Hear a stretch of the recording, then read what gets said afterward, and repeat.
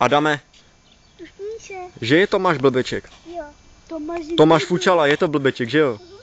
Strašný, že? Tomáš je blbeček. Aničko, je to blbeček?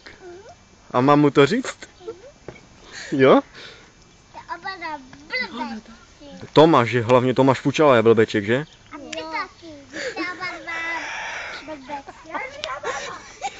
A jo, pojď sem.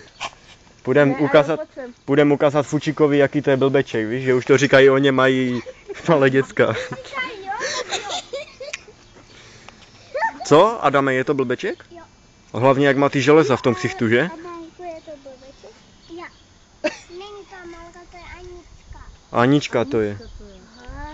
A nemáte ho rádi, že ne? Ne, že ne. Aničko, ty jsi nádherná.